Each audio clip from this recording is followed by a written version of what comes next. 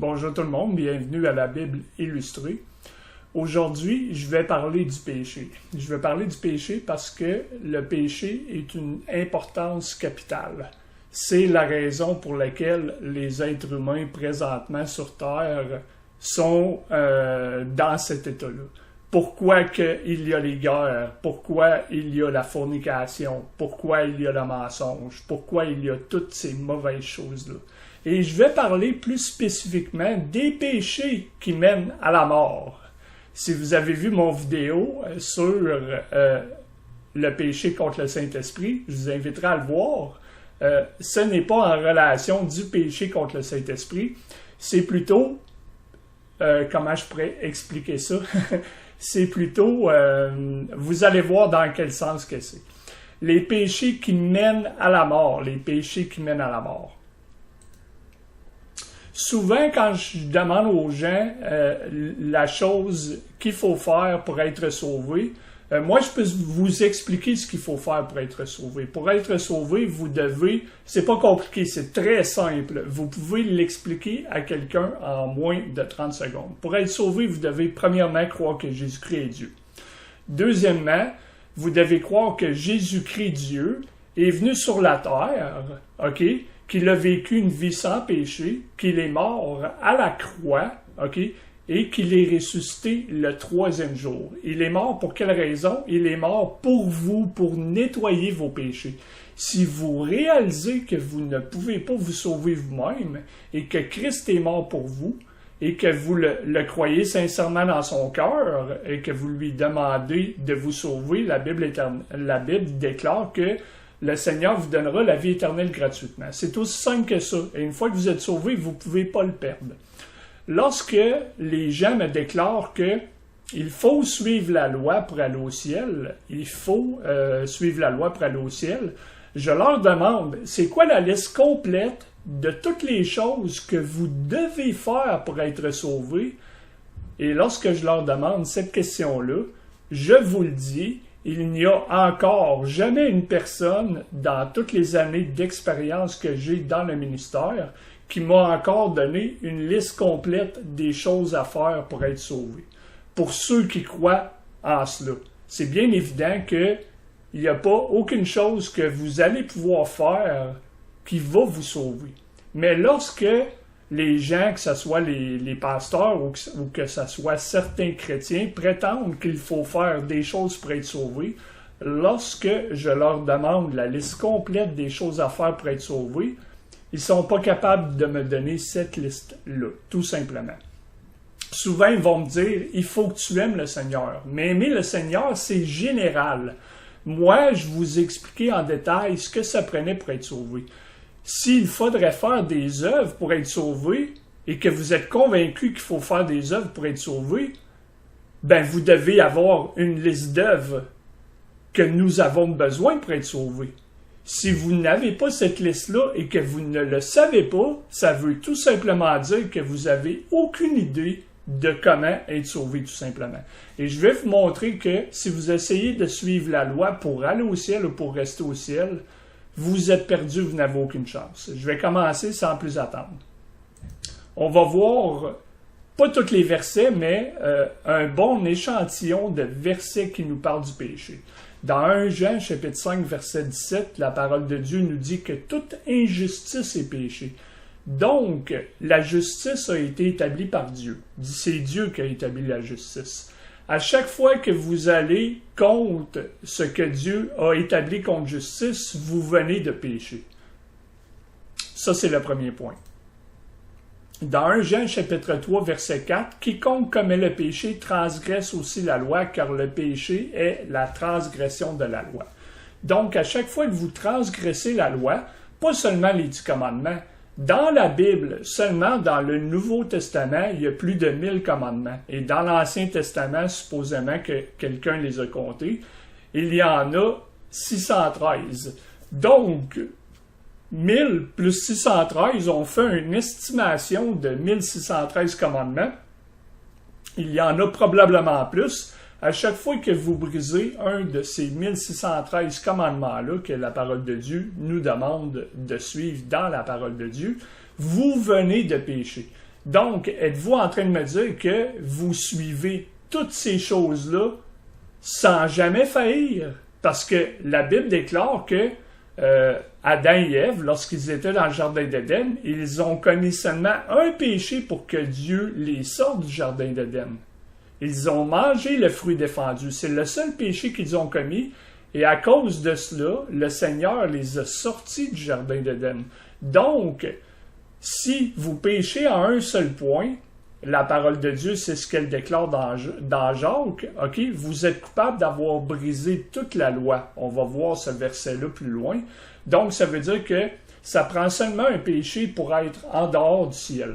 Donc, si vous n'avez jamais transgressé la loi, depuis que vous êtes devenu chrétien, si vous avez jamais commis d'injustice, vous venez de mentir parce que c'est sûr et certain que vous avez transgressé la loi ou commis des injustices. 3e verset. Et celui qui doute est damné s'il mange parce qu'il ne mange pas avec foi. J'ai marqué de foi, mais c'est avec foi. Car tout ce qui n'est pas de foi est péché. Donc, à chaque fois que vous prenez une décision pour votre vie, ok? La parole de Dieu dit que vous devez faire les choses avec la foi. Donc, si vous avez un doute, si vous doutez, si vous prenez une décision importante, disons que le Seigneur vous a donné une opportunité, pas le Seigneur, parce que vous ne savez pas, vous doutez, mais disons que vous avez une opportunité d'emploi et que vous doutez, vous n'êtes pas certain si ça vient de Dieu ou si cela ne vient pas de Dieu, vous venez de pécher parce que vous le faites avec le doute. Je peux vous garantir que à chaque semaine, nous faisons des choses qui sont dans le doute en relation avec notre vie chrétienne. Dans Proverbes, chapitre 24, verset 9, un des péchés que je suis souvent coupable moi-même, la pensée de la folie est péché, ou une pensée folle est péché. Donc, lorsque vous avez une pensée folle, seulement une pensée, vous venez de commettre le péché. Je peux vous garantir que à chaque jour, j'ai une pensée folle qui me traverse la tête. Donc, juste avec une pensée folle, je viens de pécher contre Dieu. Donc, ne me dites pas que vous n'avez jamais de pensée folle. Proverbe chapitre 21, verset 4, un regard élevé. Nous en avons 3 seulement dans ce verset-là. Un regard élevé, quelqu'un qui regarde les autres de haut. Un cœur fier, ou autrement, un cœur qui n'est pas humble. Et le labeur des méchants, lorsque vous travaillez, mais vous travaillez pour faire le mal, c'est péché. Donc, il va arriver à un moment dans notre vie où que nous allons avoir un regard élevé sur quelqu'un, ou un regard élevé sur une situation, ou un cœur fier, se croyant meilleur que les autres. Ou il peut arriver aussi dans la vie où que nous travaillons, mais nous travaillons pas de la bonne manière. Je pourrais vous donner un exemple. Au Québec, moi je suis au Canada, dans la province de Québec, et il y a beaucoup de gens qui vont travailler au noir. Travailler au noir, ça veut dire que les gens vont travailler, mais ne vont pas déclarer l'argent qu'ils ont gagné au gouvernement. Donc, ce n'est pas légal de faire ça dans la province de Québec, au Canada. Donc, c'est péché. Jacques, chapitre 4, verset 17, c'est pourquoi à celui qui sait faire le bien et ne le fait pas, à lui, c'est le péché. Je peux vous garantir que nous sommes tous coupables de ce verset-là aussi. Donc, vous avez l'occasion de faire le bien. Disons que vous vous promenez dans le centre-ville de Montréal. Moi, je suis de la ville de Montréal. Et je vois un itinérant et j'aurai l'occasion de faire le bien, de lui donner quelques sous, de lui donner de la monnaie, parce que la parole de Dieu nous dit que nous devons prendre soin des pauvres, et que je ne le fais pas pour toutes sortes de raisons. La Bible ne spécifie pas la raison, elle spécifie seulement, vous avez l'occasion de faire le bien, vous ne le faites pas, donc vous venez de pécher. Je peux vous garantir qu'à chaque semaine, nous avons de multiples occasions de faire le bien et nous ne le faisons pas. Donc, nous venons de pécher seulement avec ce verset-là. Jacques chapitre 2, verset 9. Mais si vous respectez les personnes, vous commettez des péchés et vous êtes convaincu de la loi en tant que transgresseur.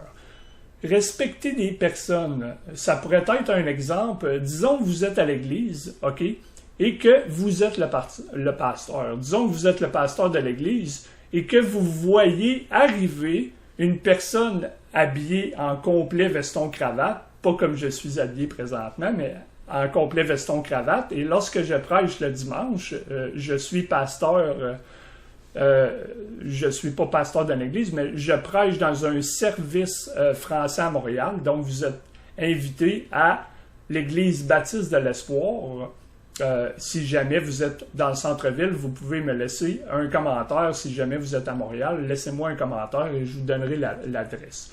Donc, disons que vous êtes le pasteur d'une église, que vous voyez un pauvre arriver et que vous voyez quelqu'un habillé en complet veston-cravate et que vous allez prioriser la personne qui est bien habillée et que vous allez faire assire le pauvre dans le fond de l'église, mais que vous faites assire le riche en avant de l'église. Ça veut dire que vous venez de respecter, vous venez dans le sens de prioriser une personne en rapport avec une autre personne, ben vous venez de commettre le péché.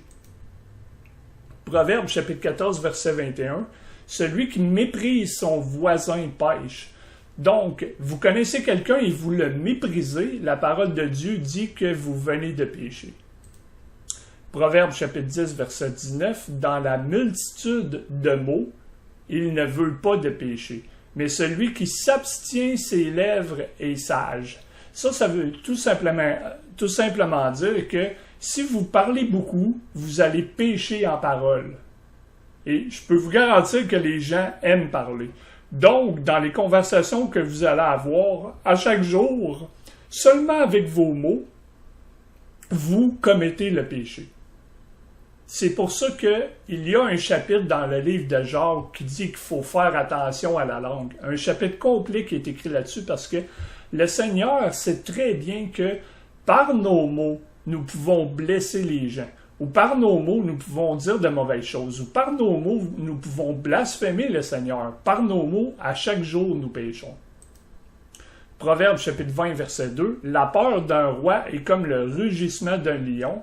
Celui qui le provoque à la colère pêche contre sa propre âme. » Donc, provoquer quelqu'un à la colère est un péché. Et je peux vous garantir que dans votre vie ou dans ma vie, il nous est arrivé une situation où que nous avons provoqué quelqu'un à la colère. Et il n'y a pas de doute là-dessus. Jacques chapitre 2, verset 10, j'en parlais au début de la vidéo, « Car quiconque gardera la loi entière et cependant n'enfreindra en un seul point, il est coupable de tous. » Donc, vous pensez que vous devez suivre les commandements de Dieu pour être sauvé et rester sauvé. La parole de Dieu nous déclare clairement que si vous enfreignez en un seul point, je vous ai donné une liste de différents péchés dans la parole de Dieu. Ne me dites pas que vous n'avez jamais enfreint aucun des points que je vous ai mentionnés précédemment. Si vous enfreignez en un seul point, vous êtes coupable d'avoir brisé toute la loi. C'est pour ça qu'il n'y a pas personne qui peut être sauvé par la loi et il n'y a pas personne qui peut rester sauvé par la loi. Je ne suis pas calviniste en passant. Si vous voulez voir ma vidéo, j'ai fait deux vidéos sur le calvinisme qui expliquent ma position en rapport avec ce sujet-là. Donc, je le répète, vous ne pouvez pas être sauvé en suivant la loi ou en faisant des œuvres, et vous ne pouvez pas rester sauvé en suivant la loi ou en faisant des œuvres. Et comme je l'expliquais précédemment, si vous croyez réellement que nous pouvons être sauvés en suivant la loi ou en faisant des œuvres, encore une fois, je vous inviterai dans les commentaires à me donner la liste complète des choses à faire pour être sauvé et pour rester sauvé, parce que la parole de Dieu dit que si vous enfreignez en un seul point, vous êtes coupable de tous. Donc, si vous croyez cela, il est sûr et certain que vous devez connaître cette liste-là. Je n'ai jamais encore une fois rencontré quelqu'un qui m'a donné cette liste complète. Donc, si vous ne le savez pas, admettez que vous êtes dans l'erreur. Il m'est souvent arrivé dans ma vie chrétienne d'admettre que j'étais dans l'erreur. J'ai été dans des cultes. J'étais dans l'Église mormon, qui est un culte, et j'étais dans une autre église que je ne mentionnerai pas, mais il m'est arrivé d'être dans l'erreur, et j'ai admis mon erreur aux yeux de Dieu, et j'ai dit « Pardon Seigneur », et j'ai étudié la Bible pour connaître la vérité. La vérité, c'est que Christ est mort pour vous, et Christ est mort pour moi. Il a tout accompli à la croix, il a dit « J'ai tout accompli, c'est terminé », donc vous ne pouvez pas rajouter à l'œuvre de Christ sur la croix. Je vous souhaite une bonne journée et soyez bénis.